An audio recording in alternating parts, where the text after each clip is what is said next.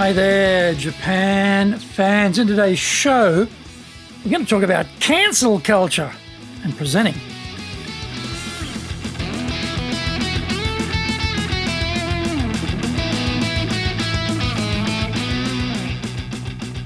Present or master shimashou. This is the fourth year of the Presentations Japan series podcast, and we are beaming around the world to you from sunny Minato-ku here in Tokyo. I'm your host, Dr. Greg Story, your corporate coaching and training guy, committed to your success, the president of Dale Carnegie Training Japan and best-selling author, Japan Sales Mastery and Japan Business Mastery. My new book, Japan Presentations Mastery, will be released shortly. Through this podcast, I want to help you become a better speaker who is clear, confident, persuasive, and highly influential with those around you. Don't forget to subscribe and share this podcast with your family, friends, and colleagues. We are not being sponsored by Libsyn, but we value your privacy, which is why we have our podcast hosted by Libsyn, who, unlike many other podcast hosts, have a strict policy that does not allow access to your private information by anyone. Here is our daily podcast lineup on iTunes. Mondays, the Cutting Edge Japan Business Show. Tuesdays, the Presentations Japan series. Every second Tuesday, the Business Tatsujin no Oshie Show. Wednesdays, the Sales Japan series. Thursdays, the Leadership Japan series. Every second Thursday, the Business Pro Podcast Show.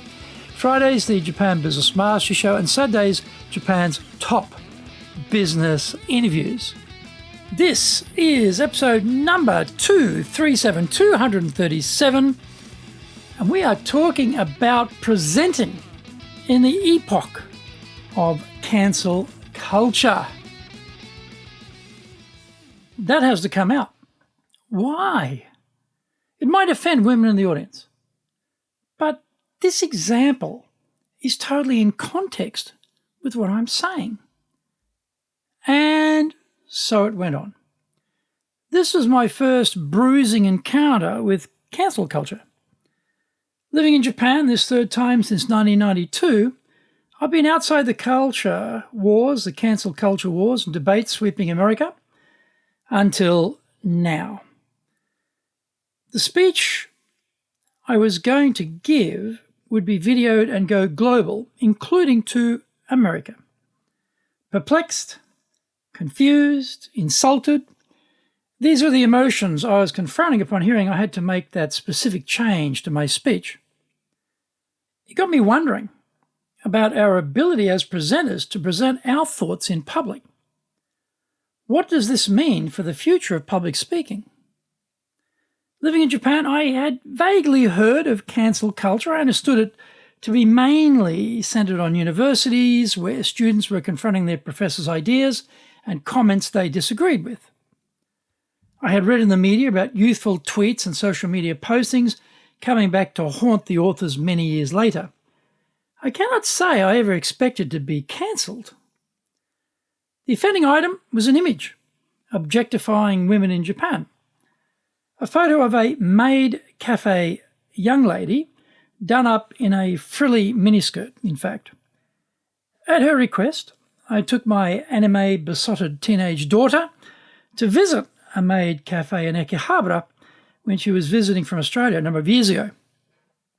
The image in the photo corresponded with the outfits I saw being worn by the staff, so the image in question was congruent with the maid café experience. That is to say, it reflected a reality, a truth we can see any day of the week in Akihabara. Apparently, such a confronting picture would be too much for women located outside Japan, and in particular, those living in the USA. The speech topic was on diversity and inclusion in Japan. The main issue here is gender inequality, although sexual orientation has become more prominent lately. The context of this speech was that the comment by ex-Prime Minister Yoshiro Mori about women on boards talking too much can be traced back to the Confucian idea of a woman's place in society being there to serve men throughout all stages of their lives.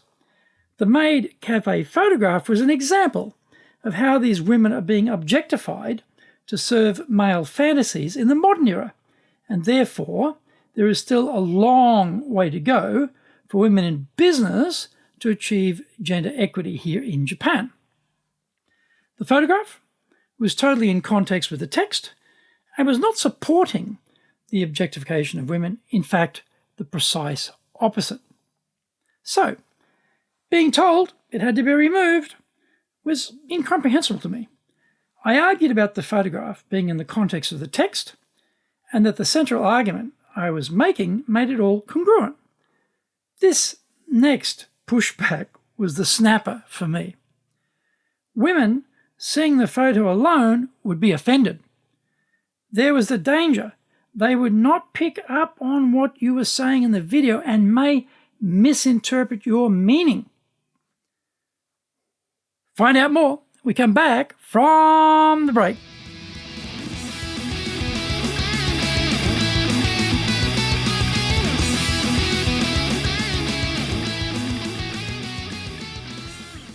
Our show today is brought to you by our public programs, but we also do custom-made in-house classes. Now, we do them in our super safe classroom, we do them live online, and we do them in Japanese, and we do them in English. Today's show is being sponsored by our Leading and Managing program on May 14. On May 18, we will be doing time management. May 21st, developing subordinates, and May 28th, communicating with different personality styles. You can find out more about those programs on our website at enjapan.dalecarnegie.com, and you can email me at greg.story@dalecarnegie.com. Get my best-selling books, Japan Sales Mastery, that's the Bible for selling in Japan, and Japan Business Mastery, and my new book, Japan Presentations Mastery.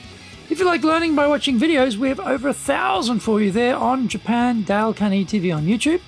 We release 3 TV shows every week on YouTube. The Cutting Edge Japan Business Show, which is the premier business show in Japan, comes out Mondays.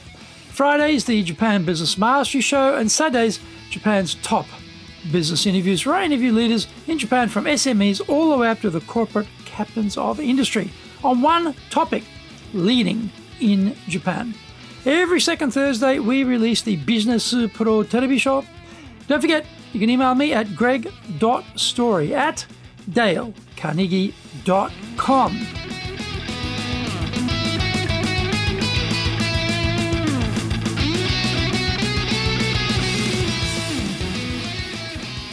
Welcome back.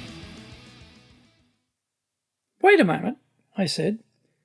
You are saying they are not smart enough, intelligent enough to discern the context of what I am saying, and therefore the photograph and that paragraph have to be cut? That struck me as being totally chauvinistic and condescending to women. By now, you'll have worked out I was having this conversation with another man. He reported back to me that he had discussed it with some female leaders in that organization, and the consensus was that I couldn't include it. Here is the dilemma we're going to face. Do we agree with this cancel culture putsch, or do we stand our ground?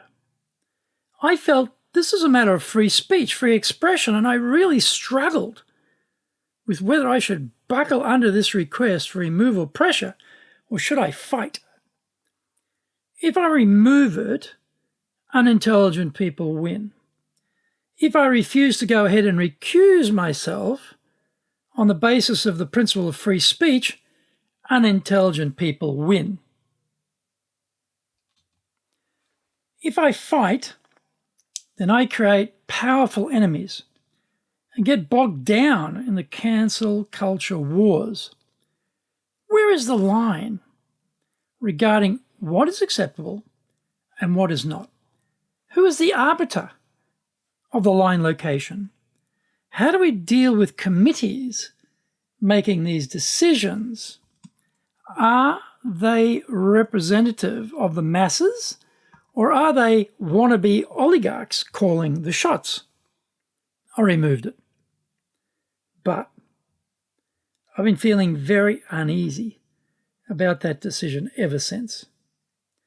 I have so many thoughts flying around in my brain about this cancel culture issue, and I cannot get them to fly in formation as yet. This was an eye-opener for me. I often make the point that we speakers and presenters live in the age of distraction and the era of cynicism. It would appear we're also living in the epoch of cancel culture. What do we do? Pick our fights? Assemble the barricades on principle on every occasion? Fight or fold? I folded, but I regretted it. What about you? When the cancel culture brown shirts turn up, what is your plan? What is that you say? No plan? Time for all of us who speak and present to make a plan, I would suggest. If you have any bright ideas on resolving this enigma, please let me know.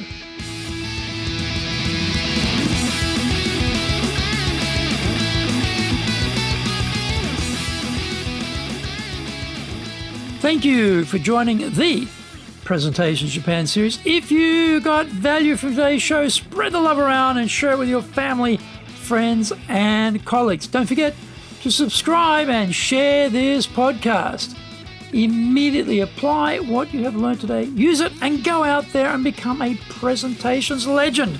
Remember, I'm your corporate coaching and training guy in your corner, committed to your success here in Nippon.